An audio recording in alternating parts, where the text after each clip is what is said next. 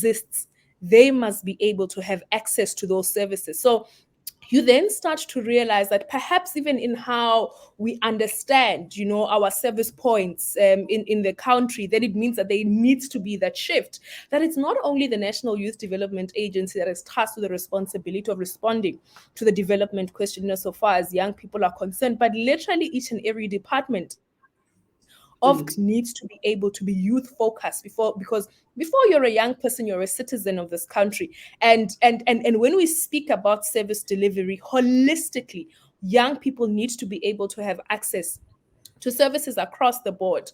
But I think it is important that, young people are raising, whatever criticism it is that they have, with regards to the accessibility of the NYDA, because it then challenges us to do better. It challenges us to be able to say, what then becomes the shortcoming, where are the gaps? How then do we then start to shorten those processes? Where that even this conversation that we're having becomes very important, because ordinarily young people that might not be able to have access to the executive deputy chairperson, for example, can to have access to her through this type of conversation. Young people can be able to drop questions on Facebook, just to ask to say, no, but what is your next plan? What are your focus areas as the board? What are your focus areas, holistically as the NYDA? And I think for me, that becomes very important. These types of conversations speak to that type of accessibility, but also just to speak a bit about the type of work that we've been doing since we've joined office. I think we've been reflecting about the 100 days in office. And one thing that we've been trying to put in place is what we call open office with the office of the Executive Deputy Chair. And what do we do in this open office? We identify young people, they reach out to us through various means. Some of them inbox me, some of them comment on our posts on Facebook, and we're able to say, how do we have conversations with those young people? We're able to even travel to Limpopo to have conversations with young people that have been able to reach out to us. So we're not only relying on technology, to have a Teams meeting, but we're also relying on the fact that young people might not even have access to data. So you need to travel to where they are. So there needs to always be a balance in so far as to how we approach service delivery, with regards to the work that the NYDA is doing. So we have been trying to integrate technology in the work that we're doing. We have virtual meetings almost every Thursday and Friday. We identify young people that would have reached out to us through various means, and we have meetings with them. We set up those types of interfaces, and we ask them simple questions. What would you recommend that the NY is better? Comings, and what type of assistance do you need as a young person? I think for us, that makes our work even better. It makes us to have a better understanding of how we need to be able to approach service delivery as the National Youth Development Agency. Okay. And, I'm going to come from that. And I'm happy that you are having these conversations with young people around the country. And they continue. You're continuously accessible, as the leadership of young people development in the country. But one big problem in the country that we have is unemployment. As you've just said, that some do not have data to have this kind of conversation. So how are you intervening with unemployment? Hey, you know what? It's always a chalk block, when you're asking about unemployment, because it's a national crisis, and I think there needs to be a point where we actually have an appreciation that it's actually a pandemic on its own, and we're literally sitting on a ticking time bomb, that if we don't have any form of economic restructuring, that will be able to open up the economy so that more and more people who are predisposed, to not having access to the economy have access to that economy, would have really done a great disservice. But I think some of the interventions that have been put in place by the NYDA. I think in the main is the National Youth Service Program that is going to be, absorbing about 35,000 young people. And I think some of the commitments that were made during the SON, I think the president spoke about increasing that number to 50,000. But those are not the only initiatives that we have. I mean, when you're speaking about entrepreneurship development, and support, you do it with an intention that when a young person starts a business, they are able to then pay it forward and maybe, employ one or two young people. That in itself is job creation. Research would advise us that actually, startup businesses have got greater propensity to create employment than structures that are already in existence. So we need then to start driving around how we can be able to, empower more young people to go into business so that they become employers themselves, and bringing more young people on board. I think that, the question of unemployment really, really requires, by and large, requires structural reform, because when you are looking at the numbers, you're looking at millions of people, that are unemployed. And even when you are speaking about creating employment, you then need to start asking questions about the type of employment that you are creating. Is it decent? Is it sustainable?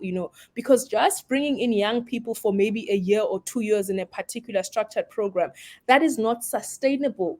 You need to be able to ensure that you put programs in place that can be able to ensure that the type of work that young people do is sustainable, that even after they've left that program, they're able to be self-sustaining, they're able to go back into the community and start using whatever skills it is that they would have acquired to actually, start plowing back into the community, and in exchange, creating employment through various means that they could potentially think of. I'm happy that you're talking about, the economic restructuring. That we are looking at. Even, a lot of conversation is around the 4IR. And that is on itself an economic restructuring.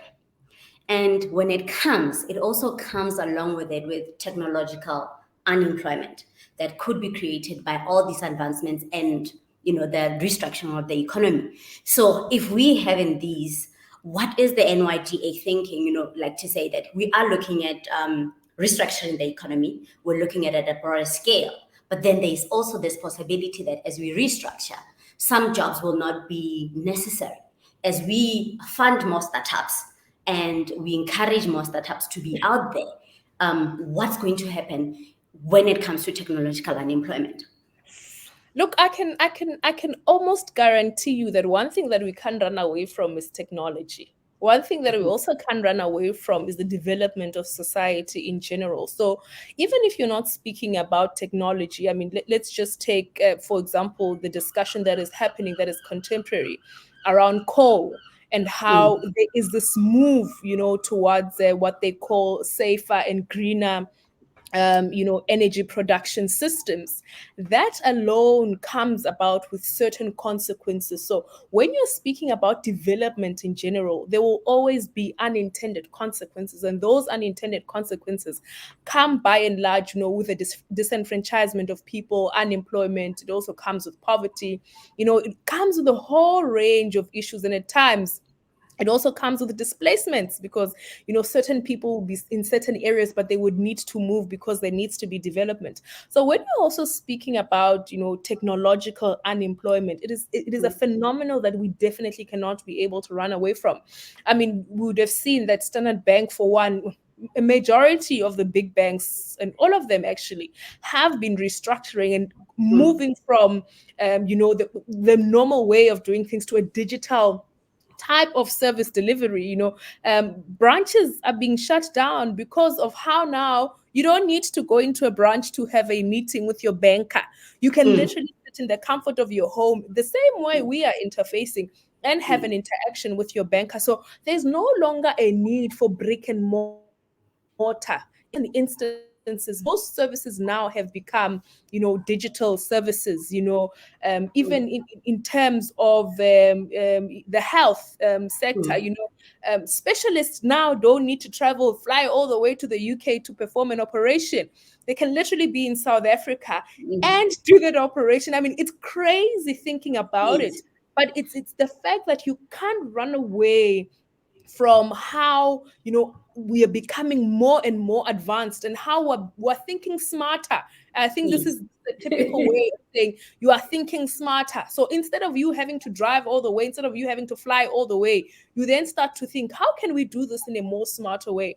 But also, Mhm. the biggest challenge that we then face is that those people who were in the system, young people in the main that were in the system, that are some would call unskilled, semi-skilled, right? Yes. So even skilled in particular areas that now become obsolete, it then means that we need to be able to enter into a conversation around how we can be able to reskill, upskill, and skill those that do not have certain skill. And I think that's the work as well that the NYDA has committed to doing through partnerships with different SETAs. You would know that there is a SETA for every sector Yes. of the economy. So you Mm. then are able to identify, what is lacking, what are the skills that are lacking, how then do we align the work that we do as the NYDA to respond to that skills shortage. So Mm. every trajectory that we traverse in terms of development, it will always have unintended consequences, and in the main, it is always unemployment. You know that the more Mm. you become a bit efficient, the more you Yes. then say there are certain things that we do not need. I can't be able to tell you, for example, you do know that I'm studying in the United Kingdom. You know, Mm. there was a point in time in South Africa when we were speaking around the automation of supermarkets. You know, how Yes. when you enter Pick and Pay, there's no longer a cashier. The Yes. cashiers, are exponentially reduced. I can Mm-hmm. tell you and confirm for a fact that in the UK, you literally only have one or two in an entire Mm. store. And the only reason they're there is to tend to people who might not be able to use a machine because they've got some form of impairment. Maybe, you are partially sighted, or Mm. maybe you are, on a wheelchair, or whatever the case might be. But literally is to assist people that might not be able to use the technology themselves. But when you enter into a supermarket, I can almost guarantee you that there's no teller inside. You literally have to, look around to see if there's someone that can be able to assist you. Now, that is technology. That is Mm. you becoming more and more efficient. And as and when you become more efficient, you're definitely going to be shedding jobs. But on the other side, right, there's also a victory, because it comes with new jobs. So it's Mm-hmm. not just, us shedding jobs, but there are new jobs, that are created. Now young people who are studying data science are in demand, because Mm-hmm. data now has become the new commodity. If you are selling data, you are literally the star of the show. And I think we have seen of how Facebook has literally been, making so much money from just selling data alone. So Mm. I think with the shedding of jobs, we then look at the other side and saying, no, but what new jobs are being created? How then do we channel young people to enter into the technological space so that they can be able to acquire the requisite skills for them to be able to be absorbed in certain economies? The thing is, we're not, I don't know how to say it. We need to have these conversations at a bigger stage, because I feel that you understand this and everybody at the NYD understand this. That's my presumption. Okay. But the quarter labor surveys are going to come out soon. And when they come out, we don't even look at the jobs that were created. We just scream, unemployment has gone up. We don't even look at how many enterprises were developed or started during this time. We just scream, jobs were lost. And as you're saying, how do we upskill more people? Because at the end of the day, currently, even me, I don't have an any. So I use the cleaning the cleaning machine, and I just program it, and at night it cleans the house. I don't have to do that work. But on a and that could have been a job or two jobs for somebody else. And more people are going to move towards that. And it was also because of COVID, where you're staying at home, you're coming here, and we don't know what you're exposed to. You don't know what I'm exposed to. I could possibly, as your employer, also infect you. You could also infect me. And I think that those are some of the things that we should look at, because constantly for the past 3 quarters, we've been losing household jobs. And also even how everything is increasing and becoming more impossible for people to have household employees. So now it's no longer, you can't say I've got matric, I can go get type of thing and find a job. It's not they, those jobs are no longer there. So as you're saying, we need to start looking at upskilling, maybe even have this conversation with younger kids, not wait for them to finish matric or be at matric to have this conversation, and start, our development from that point. And that takes me to, what is the government-wide strategy in terms of aligning our skills to the fourth industrial revolution? We have structural unemployment. We have, our skills, the lack of skills is a structural matter. It's not something that the NYDA can, whippity whip and resolve it.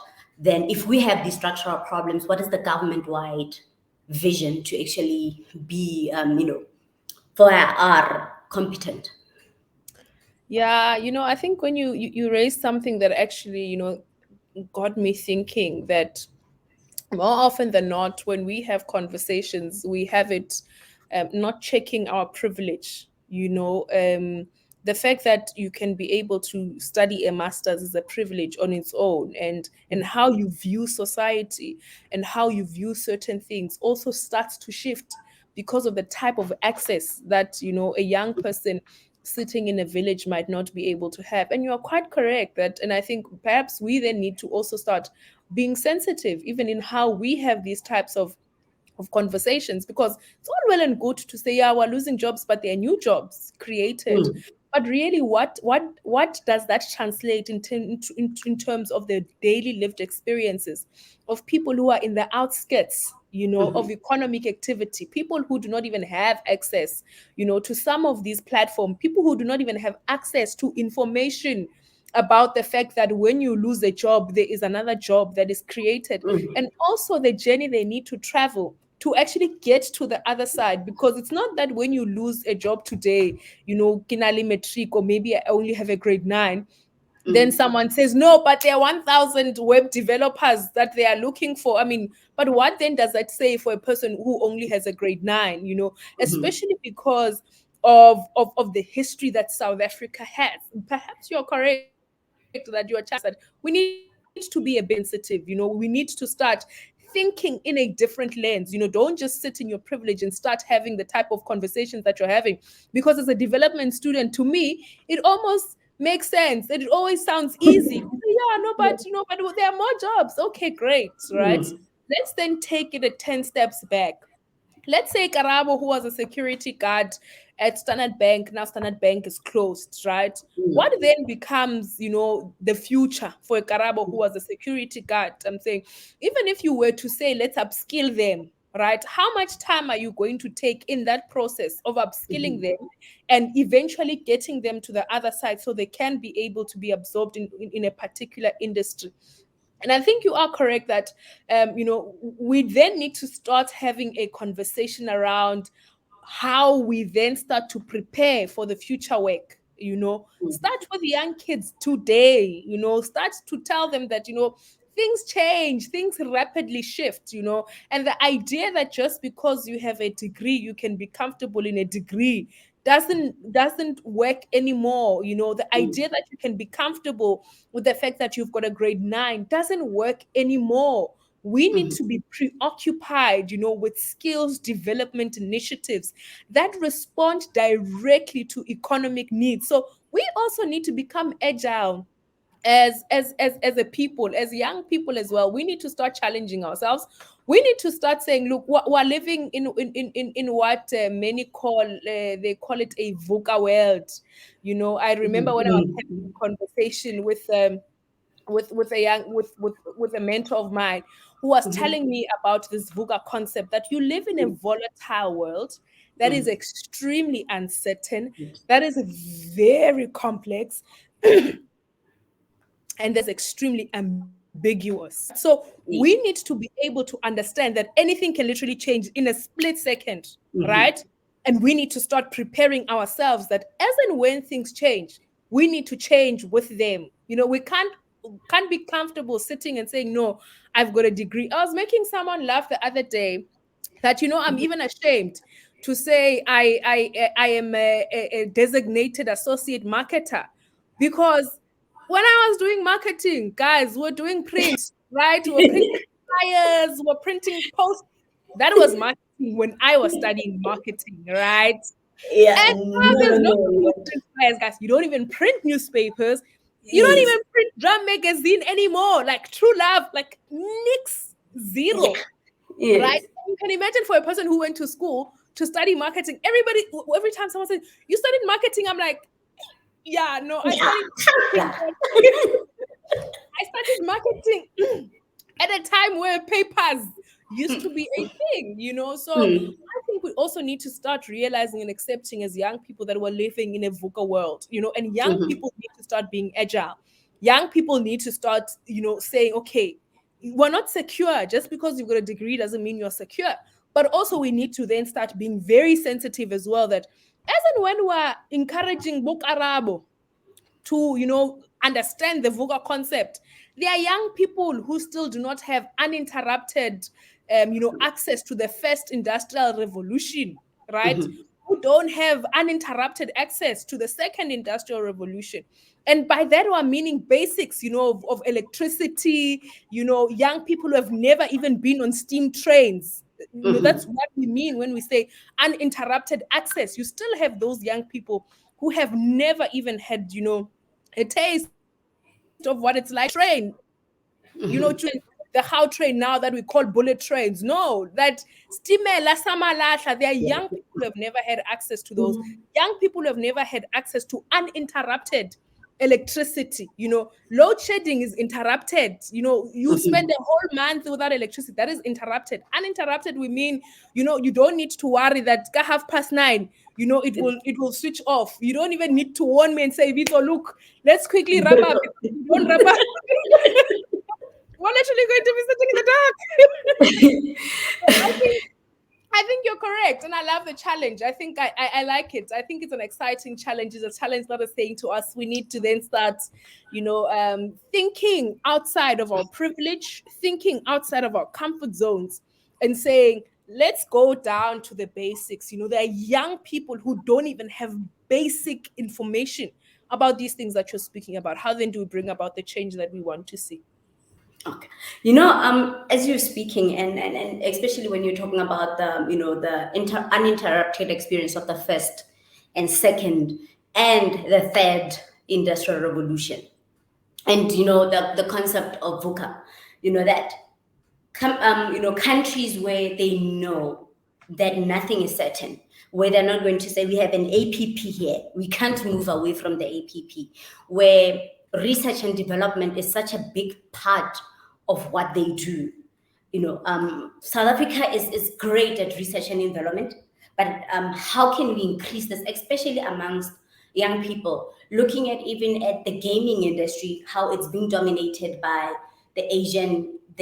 So when we look at, even if, when we look at the laptops that we use it, those are mostly American and Asian.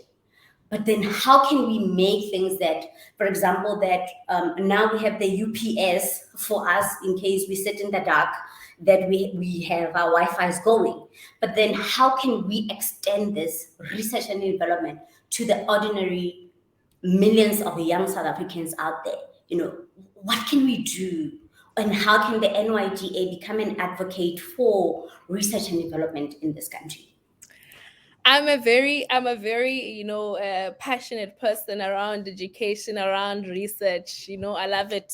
And the reason I love it is because you learn new things every day. There's never a point where you must get and you think you know it all.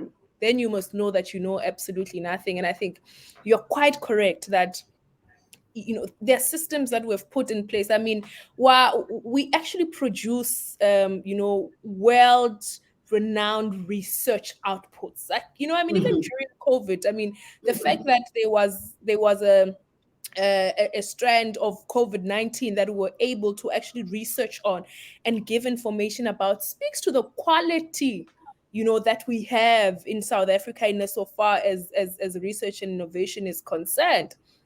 But then you ask a very critical question: how then do we translate all of that, to people who are in the outskirts, people who do not have access to information. And I think it becomes very important for us. We've always said that we all come from villages, ourselves as Black people. We come from villages. There's Yeah. nobody who can stand up and say, "Hi guys, nah, me. No, Gauteng, I don't have anybody in the girl." Hold on. We all come from villages. So it becomes very important that we then start to say, how then do we give back, right? Because I can almost guarantee you that the NYDA will not be able to resolve the immediate challenges that we have. But if we're able to partner with young people who are sitting in these areas, if we're able to partner with NGOs that are in these locations where they do not have access to this type of information, we're able to go into those communities, whether we have a career day, whether we have an innovation day, whether we just have a dialogue around information sharing. It becomes important. And I'm very passionate about collaboration, because I've literally been in the office for close to 3 months, and I can almost guarantee you that if we don't collaborate, there's nothing that is going to succeed. For example, I know the corners of where I come from, in my village, but I don't know the corners of Kwaklimba, right, where we went, as the NYDA in KZN. Now, you need young people who are in those localities to be able to say to you, these are our challenges, these are the types of young people that we have in the community, these are the initiatives that we want to put in place, and this is what we think we want to achieve.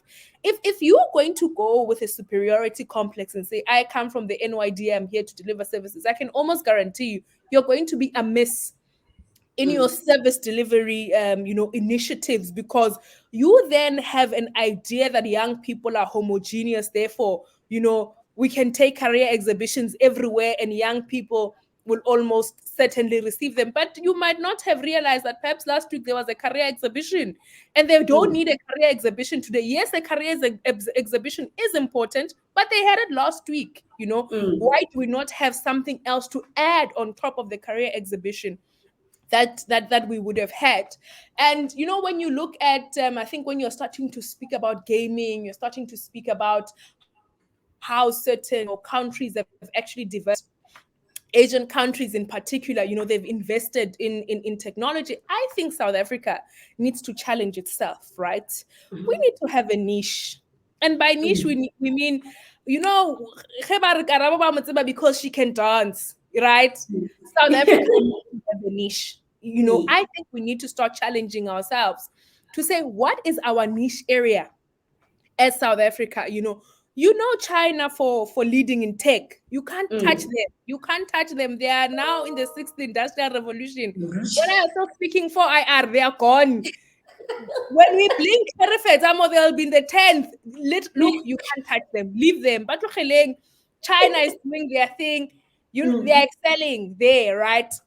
You look at African countries, Rwanda and Ethiopia now, in terms of agriculture, they've literally put systems in place that are working for their respective countries. Brazil as well is also trying to lead in terms of agri-tech, right?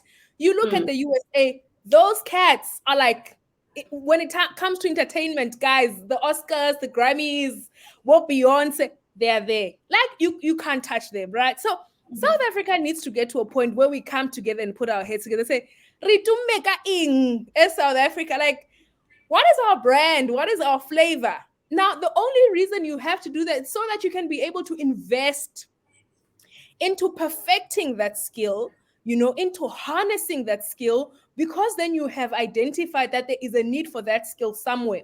For example, South Africa does a great deal of work in terms of exporting human capital when it comes to teaching and nursing, right? A lot of teachers in South Africa go to China, they go to the United Arab Emirates, a lot of nurses travel to the United Kingdom, because countries generally that type of asset or resource in their countries. Now, why does it not become a niche area of ours that we identify a cohort of 100,000 teachers, right, that we train with particular intention to export them? So we Yes. don't train you to remain in the country. We train you Mhm.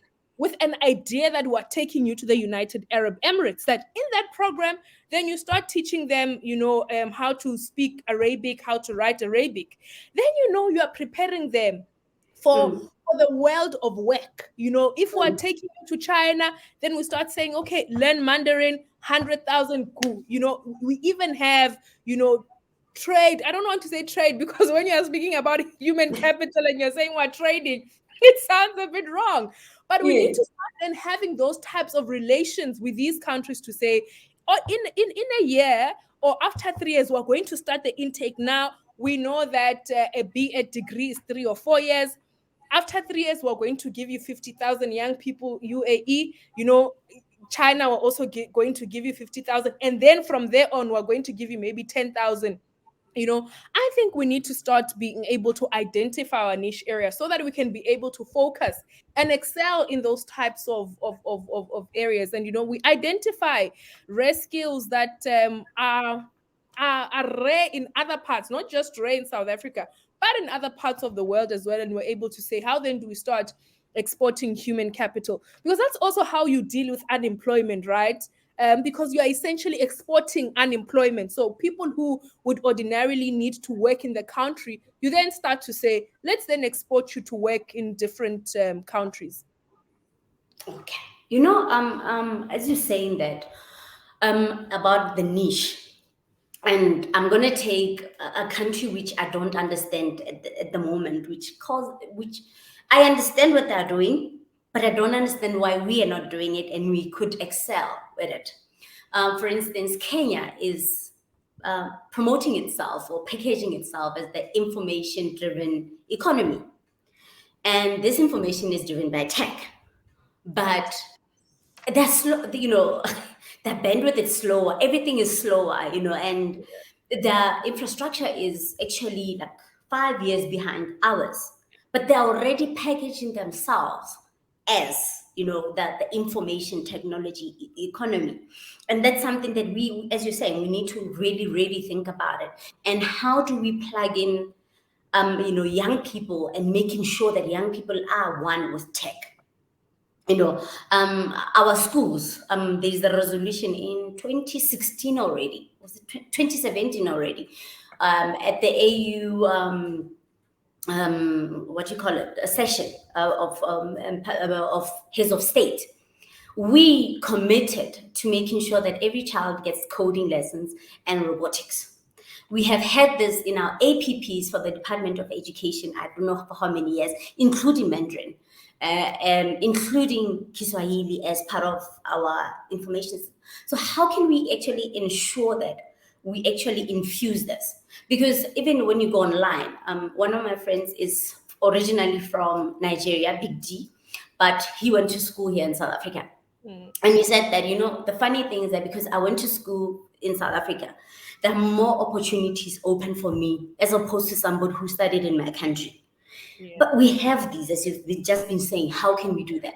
But then how do we infuse this and make sure that tech is part of that? We are driving this with tech. And honestly, it would be nice to see the NYDA saying that cohort, we are going to train this 100,000, and in this 3 years that Asanda and Karaba are going to be leading the NYDA, Yeah. this is going to be our legacy project.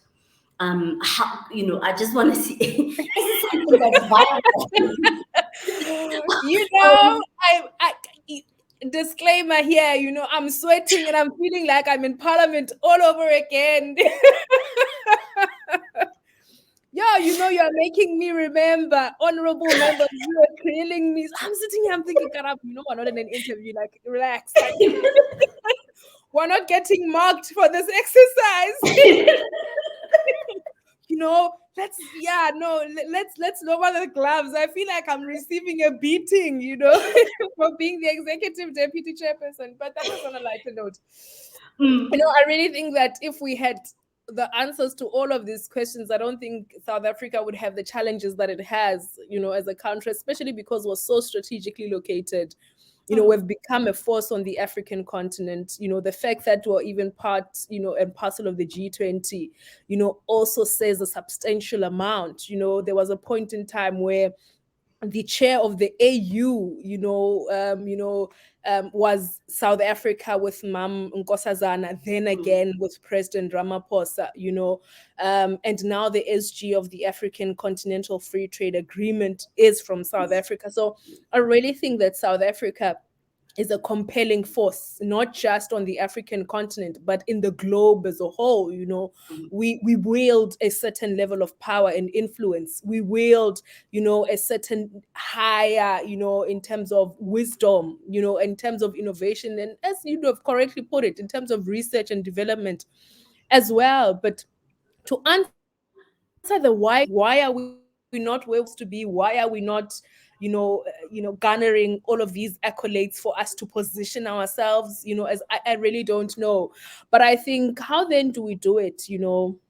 How do we ensure that all of these interventions that we've been speaking about, we actually start to realize their implementation? I think, for example, I've got a friend of mine who's from Namibia. I think she's studying robotics, a young woman studying robotics, in the UK. So you can already imagine that young women are already breaking barriers.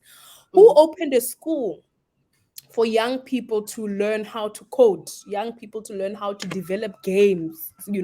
So I think we need then to start to say to young people, or some of these interventions that we have, let's start doing them ourselves.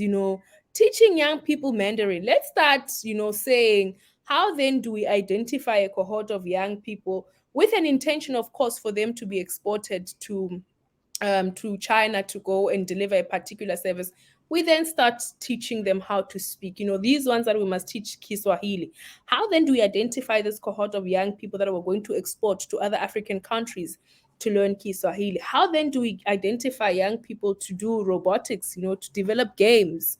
I think we need to start doing it. I think sometimes we need to test our ability, to deliver, even on the things that we're speaking about. Of course, we can't resolve all of the challenges. Of course, there are things that will definitely need other sectors in government that are definitely going to need policy reform. There are things that are also going to need, the legislation to be shifted in a particular way. But I think if we can be able to challenge ourselves, Bito, here and now, and say, okay, let's identify 20 young people.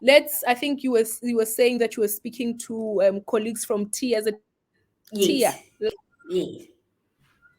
Let's bring people from TIA, let's bring people from the NYDA, let's bring people from, I know we're going to be having a conversation with Wikipedia, I think on Friday. So we're going to have a conversation with Wikipedia around how we can be able to collaborate with Wikipedia, because Wikipedia has become a source of information, for many young people. And I know for a fact that as much as they say don't reference Wikipedia, I can almost guarantee the first place we all go to is Is Wikipedia. Wikipedia. Then after that, you find a tangible source to then justify what Wikipedia said. But Wikipedia is actually the place that we all go to. So Wikipedia is actually a source of information. So we are going to be having a conversation with Wikipedia around how we can be able to collaborate. I'm saying, right, we need to challenge ourselves, because NYDA through my office is going to be having a conversation with Wikipedia. Let's present this to Wikipedia, right? Let's bring, I don't want to say Huawei because they've got their own issues that they need to resolve, but on a given day when they've resolved their issues, bring Huawei on board, right? Bring the NYDA, bring TIA, bring yourselves. Let's then design a program. Let's test, our ability to put our money where our mouth is, right? To say 20 young people, we're going to train them how to code. 20 young people, we're going to train them how to develop a gaming application. Then after 3 months or after 6 months, depending on how long that process is going to take, we then come back to society with the results and say, you see what we told you, this thing can be done, right? Because sometimes people then sit and say, yeah, you want us to do certain things, but you're not willing to do them yourself. So I think we need to be able to start testing ourselves as young people. At the end of the day, I can almost guarantee you, and this is a conversation I was having with a good friend of mine who's a physicist from the University of Limpopo, Dr. Clifford Masid. I'm not from the STEM field. So my passion when it comes to STEM is zero to none, because that's not my area of expertise. But if you call me about finances, because I've worked in Standard Bank, I've worked in Sanlam, right? If you call me about development, because I'm studying development studies, if you call me about marketing, although I shrink these days when I think about marketing, those would be my area of passions because I understand them.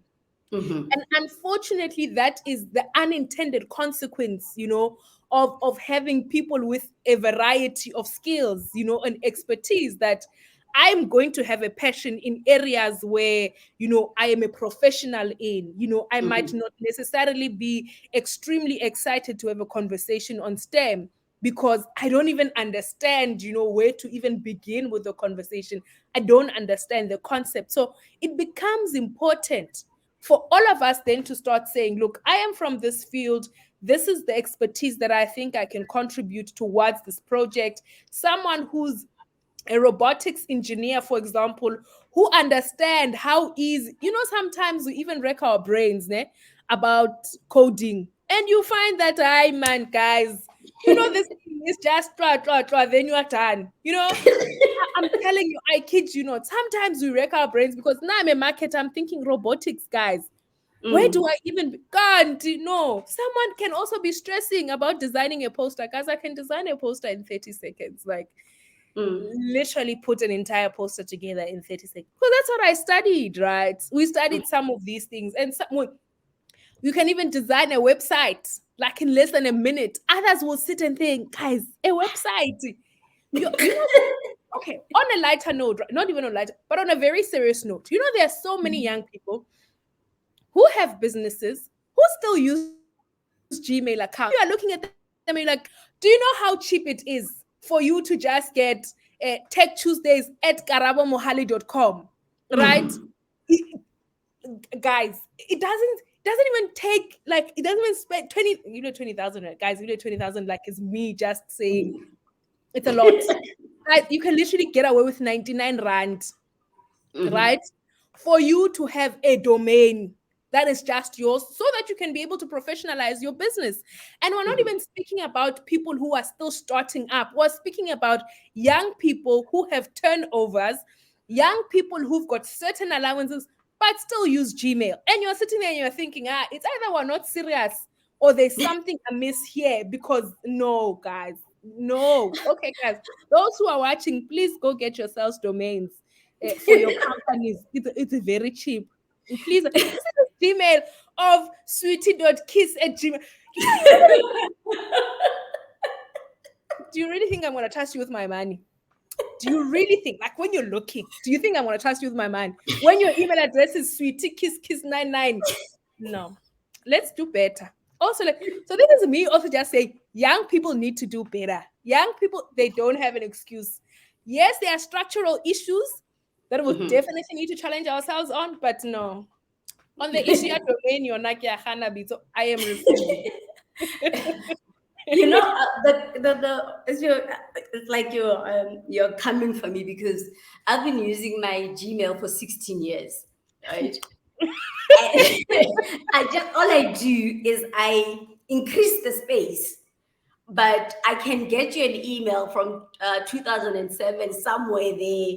In there. So when you're saying what's sweetie.kiss, because I've just been using it for so long. But I just want us to go back as we are wrapping up now. And thank you very much for what you've just shared now. I'm just gonna go back into the NYDA, right? The NYDA funds people, and usually I think it's about 50K once off. Is it possible that the NYDA, instead of having all these different, innovation hubs, bring everybody together into a sandbox where you can at least try to fund these companies that you've been talking about, where we're moving away now from sweetie at Gmail. Now we have our own domains, we have our own companies, but we also need to test our products in the market. And you can give me the 50K, I will go, but it'll only take me so far. Is it possible to have a sandbox that could actually have everybody for at least 3 years, and everybody gets to test And you've been talking about the shift, the economic shift. Can this be part of that economic shift? And is this something that the NYDA can do? I think just maybe to speak a bit on the funding, I do know that they can fund up to 200,000, I think up to 250,000, I think for agricultural and technical equipment. So the bans have increased. So there's at least a bit bigger pool of money that young people can be able to have access to. But I think you are quite correct, and I think perhaps in our language, a sandbox type would be a form of an innovation or incubation hub. Where you bring in all of these young people, you pull them all together beyond even just creating a domain of your own, but it is also speak about how you can be able to create a network, right? Mm-hmm. And by network, for a person who's in marketing, we're always so passionate about how each and every person that you interact with is a potential customer, right? They're a potential client. Now, if you're able to bring in young people who are doing various things, I can already tell you that all of those young people, so you bring 100 young people together, you already have 99 clients for one person, potential Yes. clients for one person. And Mm-hmm. those people already know other people as well. So you then start to realize that that's how you think about marketing. Marketing is not only about you putting something on a billboard, you putting something on radio, on television, but marketing is about you pulling young people together into a particular space, and you are saying to them, support each other, support the businesses that you're doing. So if I am rendering a particular service, Karabo, let's say, I'm a tax practitioner, Bizo, you're going to be doing your taxes, support me. You definitely know people that need their taxes to be done. We encourage young people to file their taxes, those that are working, those that are in the bands. We're encouraging you to file your taxes, right? You then know other young people who need to be able to file their taxes. So it becomes very important for us to start thinking about how we can be able to conceptualize that type of framework. And I think let's look into it. I know that you sent me quite a number of different setups for these sandboxes. I mean, we saw one for Singapore, we saw one in the United States. All of them have got different shapes and forms, but essentially they speak towards the same thing. How do you pull people into one space, pull resources into one space, and say, this is how much you're doing, what are you doing, let's then see how we can be able to extend the little money that we have to reach as many young people as we can possibly reach. But also, you then create a space for monitoring and evaluation. It becomes easier for you to monitor and evaluate, the impact of the type of work that you're doing when you have put young people under a particular, incubation of sorts. Then you are able to say, how then do we improve, on certain areas for the next intervention. So I think there is possibility of us looking into that. I think we just need to then conceptualize it. Let's say, how then do we, what is it that we're taking from the United States? What is it that we're taking from Singapore? How then do we modify it to the South African context? For example, as we're speaking, that we're going to be having a conversation with Wikipedia. They have an invention called internet in a box, right? Now, internet in a box is internet where you can be able to have access to files offline. So you don't need to have data for you to have access to certain information. So you can literally create a library in a cloud where young people can be able to have access to it, and they don't need data to do it. Right. Now, how then do we modify that type of innovation to then suit the conditions of South Africa? Where, for example, when you were speaking about uninterrupted access to electricity, right? How do we create internet in a box that is solar powered and that does not rely on electricity? Because it then becomes futile for you to have this internet in a box, but people don't have electricity. So we then start to say, how do we modify some of these innovations to respond directly to the immediate challenges or the immediate setup in communities? It works great when you're in Gauteng, because load shedding comes, got a timetable. But when you're in the villages, load shedding just comes at any time and it's gone. It's not even a load shedding like for the whole week, So we then need to start saying, we have uninterrupted access in South Africa to solar power. How then do we start investing in solar powered initiatives and innovations? How do we pump money into that type of investment so that we know that all interventions that we put in place will not be curtailed because there is no electricity, will not be curtailed because, So we then need to also start to say, how then do we modify so that they can be able to work conducively in the South African context? So I think let's look into it. Let's do the necessary research. Let's benchmark, Let's also have conversations. I think one thing that you've spoken about, which is very important, is how easy you can have access to people. I never knew how easy it was to have access to people nowadays. The idea that a person thinks that literally don't need to fly all the way to South Africa to have an engagement. I can literally schedule you in while I'm in my car driving, right? And even that conversation does not even need to be this type of interface. It can be over, a phone call type of setup. I'm driving. Yes, I'm on my way. We're having a discussion while I'm going into another meeting. So I think it's important for us to then start to be able to identify these key players that have been leading these initiatives of sandboxes in various states and start to say, how then do we have access to them? Let's write to them. The same way we go to Wikipedia. I mean, who would have thought that you can have such easy access to Wikipedia? Let's write to them. Let's hear what they are saying. Let's just have a conversation that, we've been looking at this model. How then do you think we can be able to, learn from how packaged it and how can we make it a success? So I think let's do it. I love challenges, and the greatest thing about challenges is that whether you fail or win, there's always a lesson. Definitely always a lesson. There's always something that you are learning, how to be better for the next approach that you have. What is it that you need to modify? So you also don't take up challenges with an intention that you're going to win every time. Definitely not.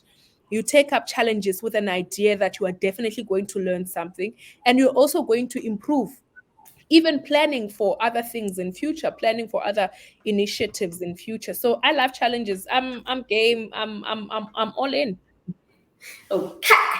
Now, as we take up on all these new challenges, what is your parting shot to the young people in South Africa as the Executive Deputy Chairperson of the NYDA? And yeah, what are your parting shots from today as we are about to log off? Let me just start by saying that I enjoyed this conversation. Absolutely did too. There were a lot of light moments. I mean, we laughed a lot in between, but we're actually having a serious conversation. So we're hoping that young people Don't think these people don't take us seriously. move away from the laughing, because we literally also needed to calm down. We're not in a very strict environment where we can't express ourselves.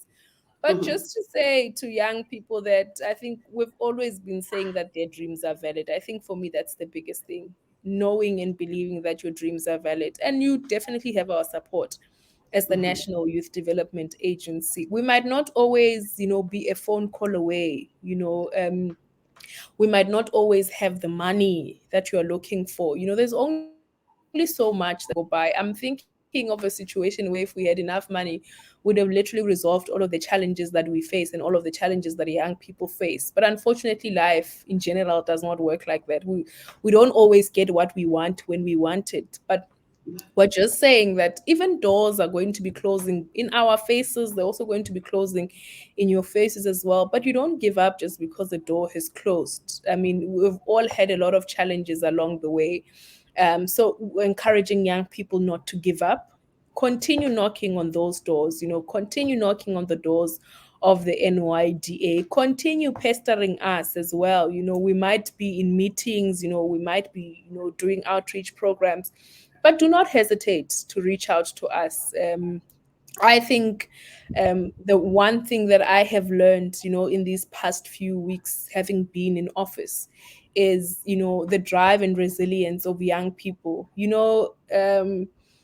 travel the villages and you'd see the great things that young people are doing. And you're already thinking that if these young people, could know what they'd be so far in life. But because they don't have access to that information, then it becomes our responsibility to take that information, the type of inventions that come out, young people who are in villages who do not have, access to even conceptualizing sandboxes. A young person who literally sits and says, no, I want a solar powered phone, I want a solar powered laptop, and they invent it. You're already thinking, imagine if these young people, had access, to finance, had access to any form of resource, whether financial or non-financial. Sometimes you don't even need money, sometimes you just need a karabo to bounce your ideas off, say, so, this is that I have. What do you think? Be able to make it a bit better? How do you think I can be able to ensure that it becomes a bit more dense? Sometimes you really don't need money. Sometimes you just need to have a conversation with someone.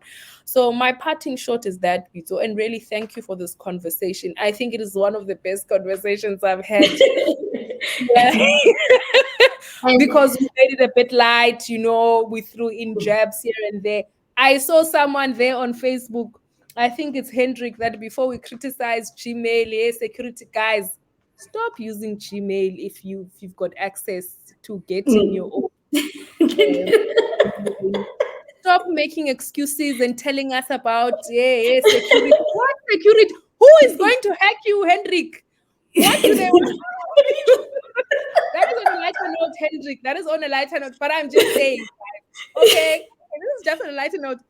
We're ending, but I'm saying, guys, let's think outside of the box. Let's literally start to professionalize. It's all about professionalizing your service, right? And we would not want to encourage young people to, communicate sensitive information through Gmail or even any form of domain where you can potentially be hacked. I'm saying even Gmail itself can also be hacked. But we're just saying that this is about professionalizing your business, also professionalizing yourself as an individual. I mean, when I used to be, sitting in panels, I would always say to young HR panels for interviews, I'd always say to young people, one thing that turns off recruiters is a ringing tone, yeah, Sister Bettina, that you are calling a prospective Sister Bettina. Hi, guys.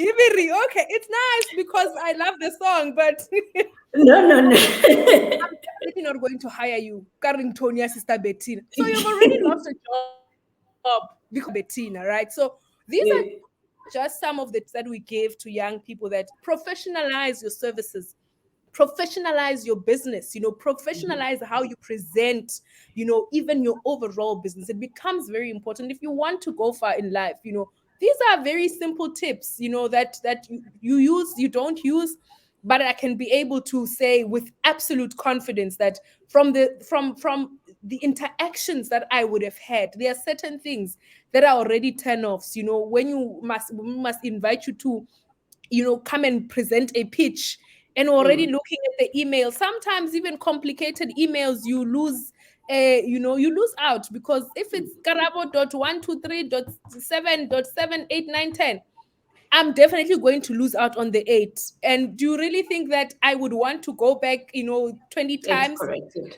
Even APSA would definitely not do that. So it's all about you and making sure that people who communicate with you, see a presentation of yourself before we even get to, there's something that communicates to me before I even arrive to meet that particular person.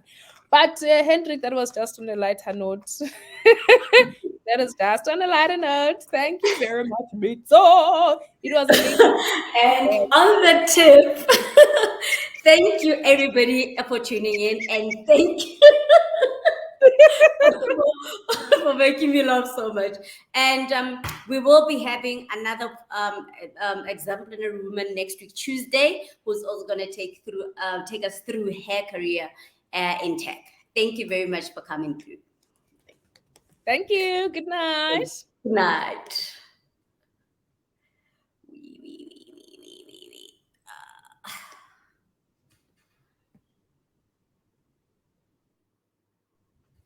It has stopped. Okay, Stopped yes, sharing. it has stopped. Yeah, Yeah. it should Thank have. you, Miso. That All was right. amazing. Oh boy, why is it not stopping now? Okay. No, it has stopped on Facebook. It has stopped. I'm sure it might take a while uh, um to actually eventually stop. But on Facebook, it has stopped.